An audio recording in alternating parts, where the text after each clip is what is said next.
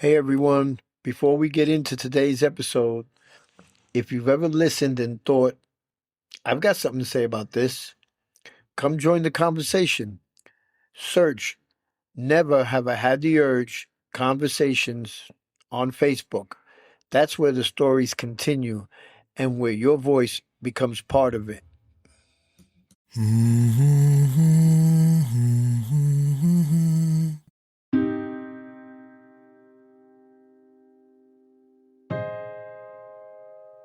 Let's just listen here.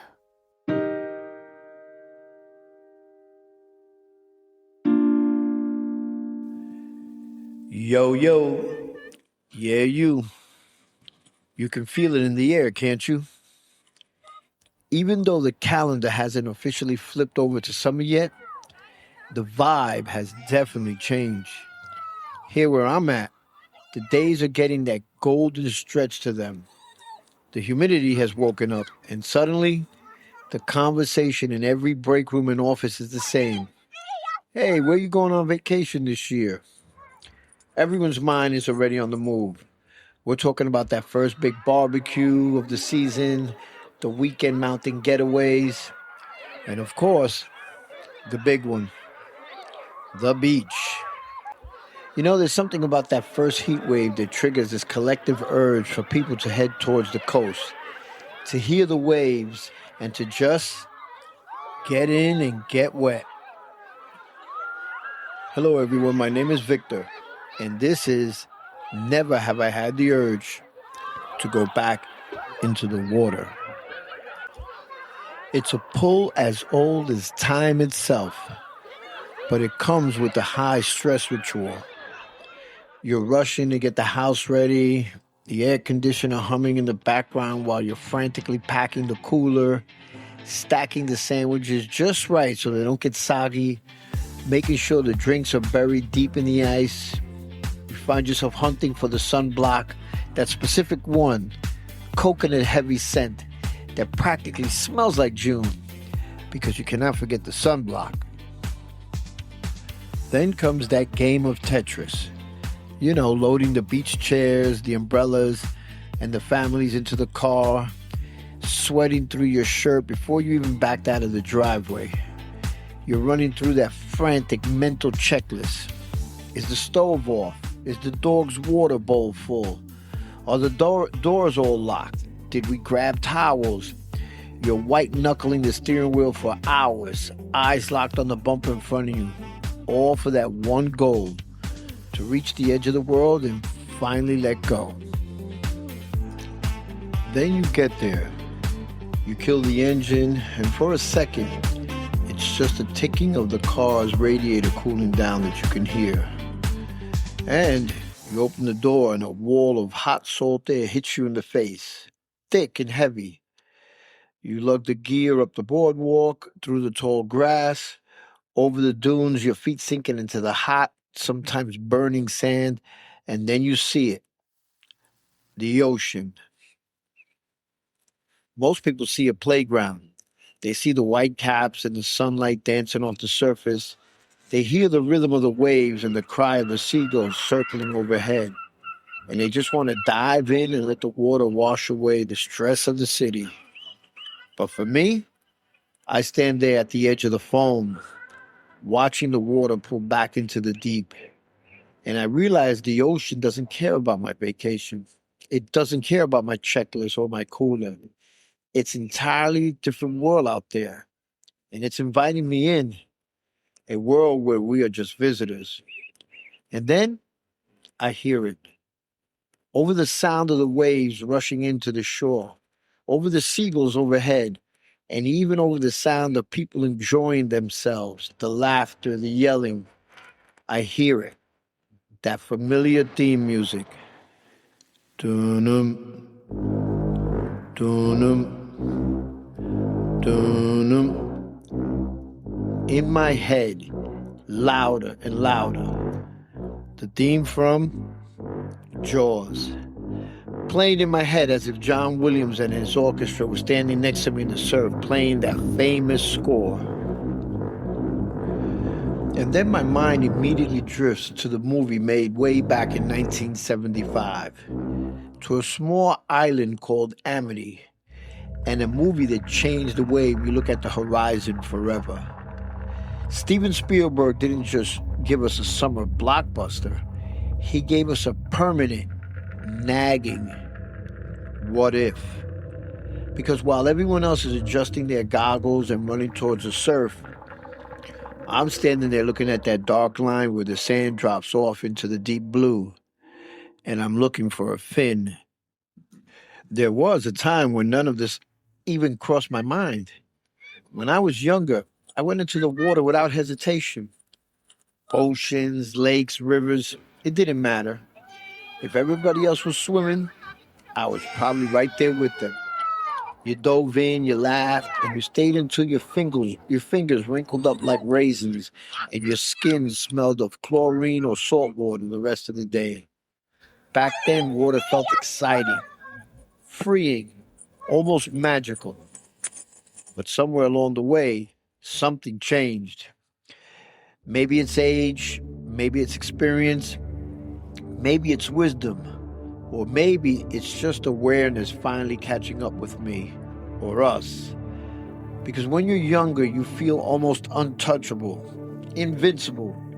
You don't think about undercurrents. You don't think about what you can't see beneath you. You don't think about how quickly a fun day can turn into tragedy. You just go in. And maybe that's part of growing older. Maybe age and experience slowly replaces fearlessness with awareness. Or maybe not. Because sometimes awareness changes us, and sometimes it doesn't. And when it doesn't, are those the stories we later end up reading about? The stories on the evening news, the interviewers standing near the shoreline, the helicopter flying low over the water, the missing swimmer, the overturned boat, the person who underestimated nature for just one moment. And is it only me? Am I the only one who thinks this way now? Because at this stage of my life, I'm not sure I need to swim out into some unknown body of water to prove anything to anyone anymore. In fact, truth be told, the shallow end of the swimming pool back home, or even one of those lazy kiddie pools at the water park, sounds like a pretty solid plan these days. Honestly, I might be happier standing in a long hot shower at home where I can see the floor beneath my feet, control the temperature, and know with absolute certainty that nothing with teeth and a fin is circling in my drain. Surely a lake is safer, right? Wrong. So maybe you're listening to all of this and thinking, all right, Victor, maybe the ocean isn't your thing anymore. Fine, but lakes and rivers are different. Those are calmer waters, safer, more familiar. Are they though? Because that's the thing about water. It doesn't always announce danger the way we expect it to. The ocean at least looks powerful. You can see the waves crashing. You could hear it roaring in the distance. But lakes and rivers, they almost feel deceptive. Peaceful, quiet, sometimes even still. And maybe that's why people let their guard down. Every summer there are stories that begin the exact same way. It was supposed to be a normal day at the lake, a family cookout, a fishing trip, somebody diving off a dock, somebody underestimating a current, somebody slipping beneath the surface and never coming back up. Rivers can look calm on top while moving like freight trains underneath. Lakes can suddenly drop off deeper than expected. Murky water hides everything. Tree branches, sharp rocks, strong currents, wildlife, debris. You can't always see what's below your feet.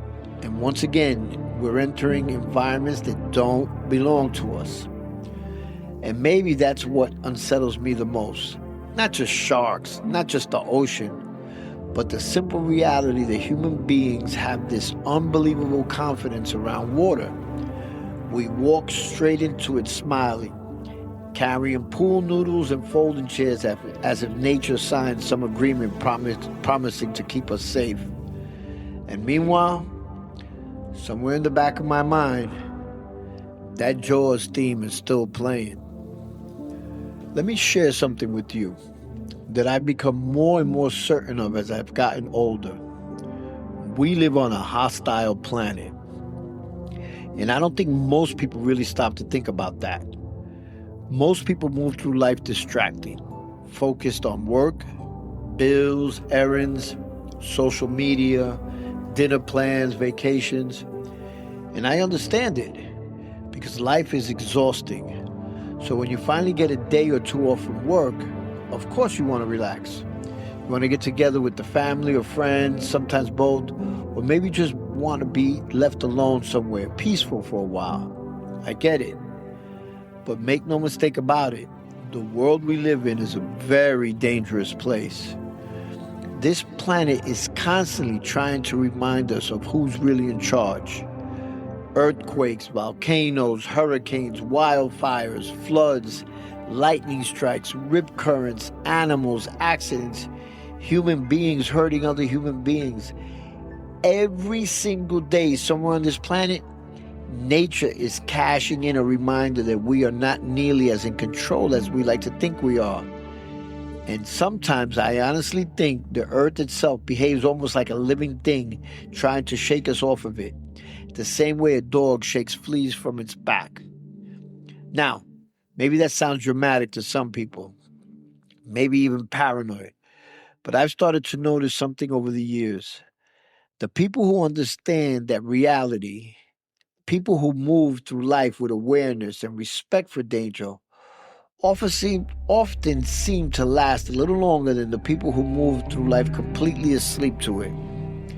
Not because they're stronger, not because they're fearless, but because awareness itself can become a survival instinct. And maybe that's exactly what happens to some of us around water. Maybe one day you suddenly stop seeing a lake as just a lake, or the ocean as just a day at the beach. Maybe one day you start seeing nature for what it really is. Beautiful, ancient, peaceful at times, but never completely safe. And maybe that's why the story from 1916 still lingers in people's minds more than 100 years later, because it shattered the illusion that danger stays where it belongs. The summer of 1916 was brutally hot along the Jersey Shore. People were doing exactly what we still do today. They were trying to escape the heat. Families crowded the beaches. Kids played in the surf. Vacationers laughed under umbrellas, believing the water meant relief, relaxation, safety. And then the attacks started. One shark attack was horrifying enough. But then another happened. And another. Suddenly, newspapers across the country were printing terrifying headlines about something most Americans had barely thought of before that. Sharks weren't creatures from adventure novels anymore. They were real. But the part of the story that truly unsettled people, the part that still feels almost unreal even now, was what happened next. Because eventually, the fear moved inland, into Matawan Creek. A shark had reportedly made its way from the ocean and into the freshwater creek in New Jersey. And suddenly, people standing miles away from the beach no longer felt safe. Kids swimming in waist-deep water. People gathering along the banks trying to understand what they were seeing. Confusion, panic, disbelief. Because in the human mind, there are supposed to be boundaries. The ocean is where the sharks are. The lake is where you relax. The river is where you fish. The creek is where children play. But nature doesn't care about the boundaries we create. And maybe that's why stories like that stay with us, because they remind us how quickly our sense of safety can disappear. One minute the water feels peaceful, and the next minute people are running for shore. And decades later, Steven Spielberg would tap directly into that ancient fear with Jaws. Not just the fear of sharks, but the fear of suddenly realizing that something powerful may already be beneath you before you even know it's there. And what makes the story of Jaws even more fascinating is that the movie itself almost never worked in the first place. Before it became one of the biggest films ever made, Jaws was basically a giant headache floating around in the Atlantic. The story originally came from author Peter Benchley, who wrote the novel that introduced millions of people to the terrifying idea that something could be hunting beneath the surface of the water while ordinary people swam completely unaware. Then, a young director named Steven Spielberg took on the film adaptation.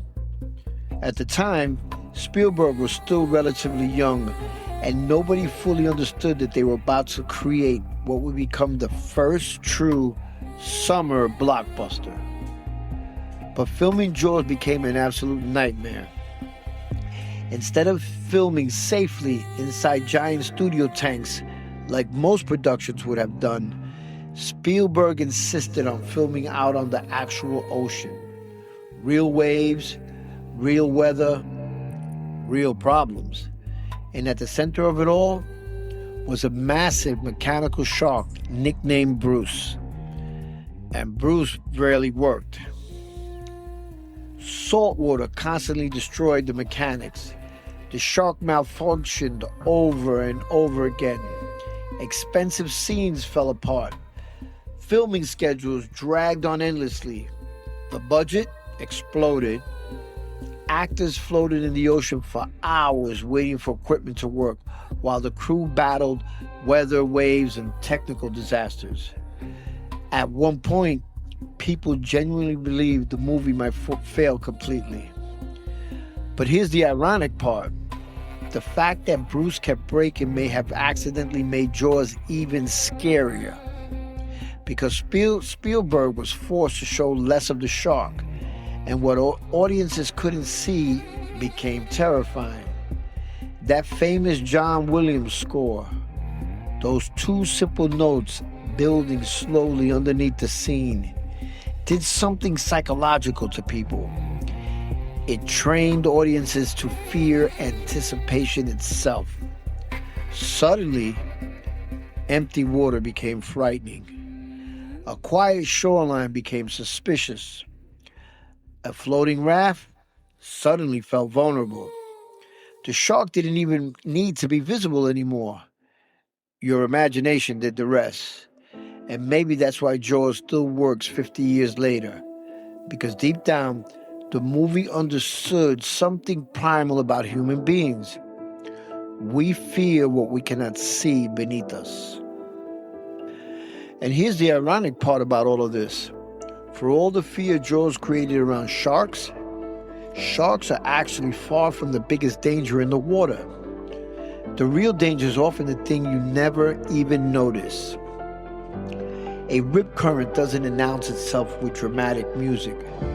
There's no fin cutting through the surface, no giant splash, no warning speech from a grizzled old fisherman standing on the dock. Most of the time it just looks like water. That's it. Meanwhile, the beach is packed, kids are laughing and playing, music somewhere in the distance, families throwing footballs and frisbees, people floating on inflatable rafts completely unaware that underneath all that sunshine and vacation energy, the ocean itself may already be moving with incredible force. And then suddenly somebody realizes they can't touch the bottom anymore. At first, maybe they panic just a little. Then they try swimming harder towards shore. But the current keeps pulling. Quietly, steadily, and that's the terrifying thing about nature sometimes. It doesn't need to be loud to be deadly. The ocean doesn't always attack. Sometimes it simply just overwhelms. And the truth is, Many of the greatest dangers in life work exactly the same way. They don't always arrive dramatically. Sometimes they pull at you slowly before you realize what's happening. That's why awareness matters. Because people who understand the ocean will tell you something that sounds almost backwards. If a rip current pulls you out, fighting directly against it can exhaust you faster. Panic can become just as dangerous as the water itself. Think about that for a second. Your own fear can start working against you. And maybe that's another reason why water unsettles so many of us deep down.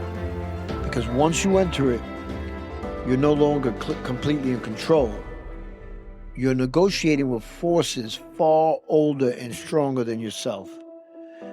Which honestly makes it fascinating that human beings continue returning to the water again and again every summer like none of this applies to us. And for all my caution about the water, I have to say this too. I've always had enormous respect for the people who willingly go into it when everybody else is trying to get out of it. Lifeguards, the Coast Guard, rescue swimmers, those are different kinds of human beings. Most people barely notice lifeguards until the moment something goes wrong, until suddenly that person sitting high above the beach scanning the horizon becomes the most important there. While everybody else is panicking, they're trained to stay calm, to recognize danger before most people even realize it exists. And the Coast Guard, I've always admired them. Even during my own time serving in the Army and the Army National Guard, there was always a part of me that thought the Navy, or especially the Coast Guard, would have been incredible. Maybe because I've always respected people willing to face environments that most of us instinctively fear. Think about what those men and women do for a living. Storms, night rescues, people stranded out at sea, helicopters hovering over black water while rescue swimmers jump directly into the chaos to save complete strangers. That's real courage. And maybe that's another reason the water fascinates me even though it unsettles me. Because for every story about danger, there's also a story about bravery, about human beings willingly placing themselves between nature and another human life.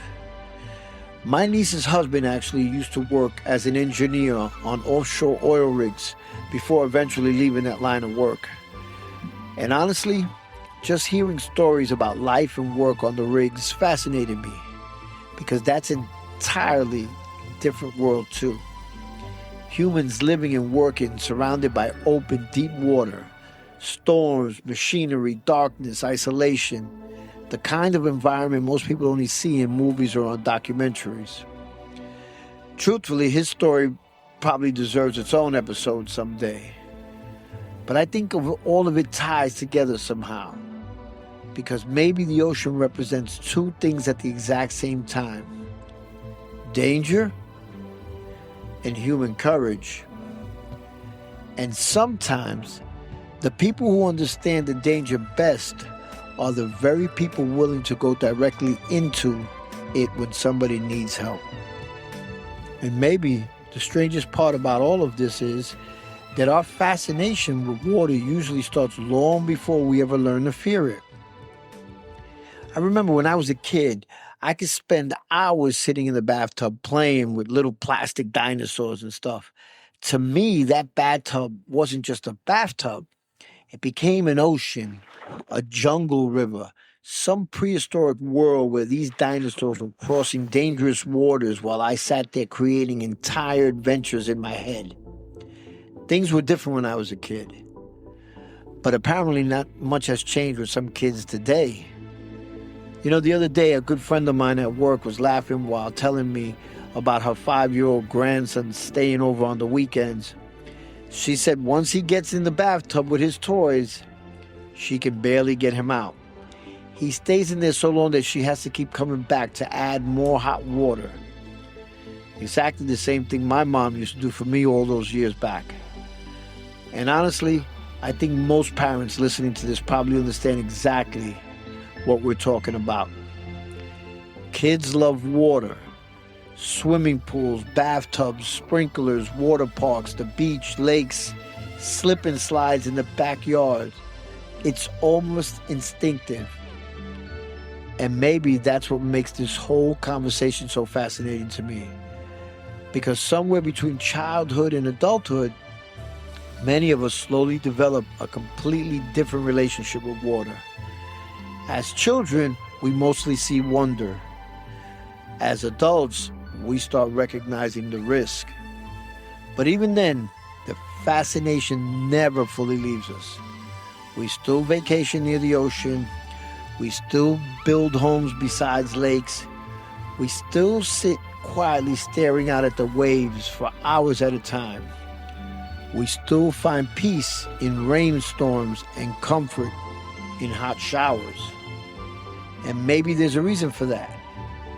Maybe human beings keep returning to the water because, on some level, it feels familiar to us, ancient even. Like some part of us remembers that long before there were cities, highways, offices, and apartment buildings, life itself began in the water.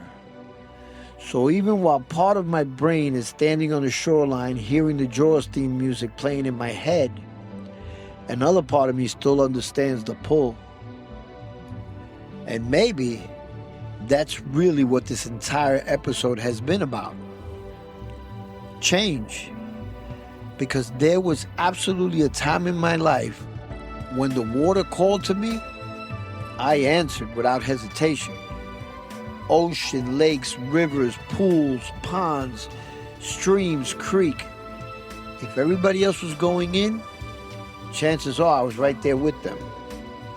Back then, the water represented freedom, adventure, escape.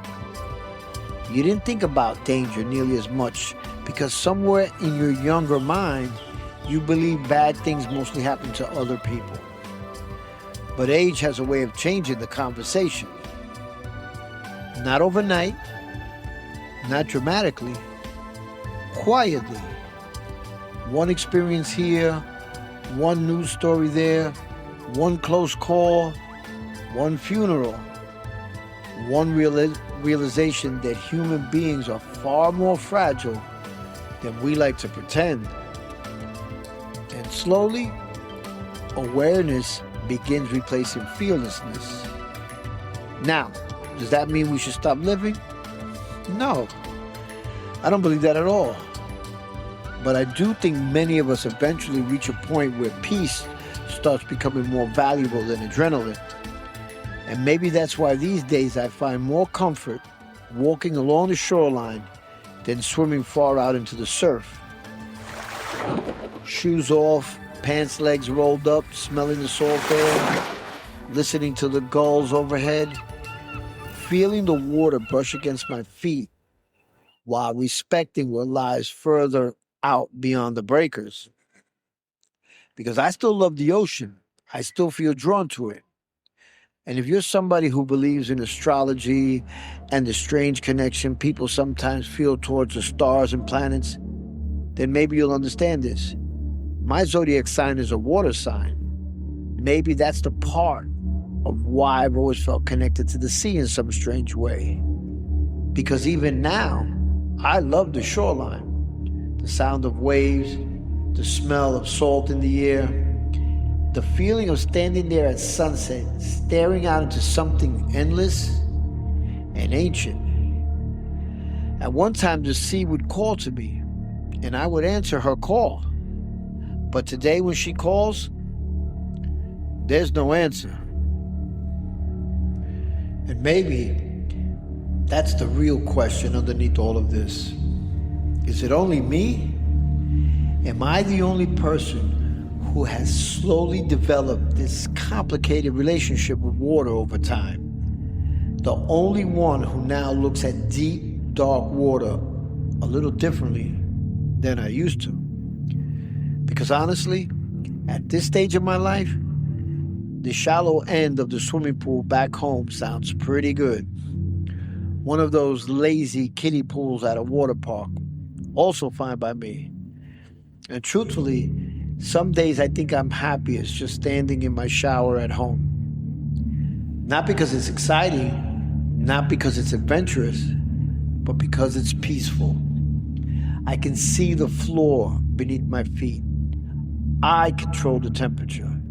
There are no currents, no drop-offs, no hidden dangers lurking beneath the surface. Just calm. And maybe that sounds boring to some people, but maybe growing older isn't always about losing the urge for adventure. Maybe sometimes it's about finally understanding the value of peace. And yet, despite everything we've talked about here, the danger, the fear, the currents, the sharks, the tragedies, the awareness, human beings still return to the water every chance they get. And maybe we always will. Maybe because somewhere deep inside of us, water still feels familiar, ancient, like some forgotten part of ourselves recognizes it. Civilizations formed around water. Entire histories were written beside rivers and oceans. We stare into the waves the same way we stare into campfires or thunderstorms, almost hypnotized by them. Maybe because life itself began there. Maybe that's why the sea continues calling to us no matter how much we learn about its dangers. Because the ocean represents something larger than fear. Wonder, mystery, humility, perspective. It reminds us how small we really are. And maybe that's why people continue walking towards the shoreline year after year despite knowing exactly what nature is capable of. Not because human beings are foolish, but because somewhere between fear and fascination, between danger and beauty, between awareness and wonder, the water still calls to us. Thank you. This episode was written and produced by me, your host, Victor Jimenez, and this has been Never Have I Had the Urge to Go into the Water.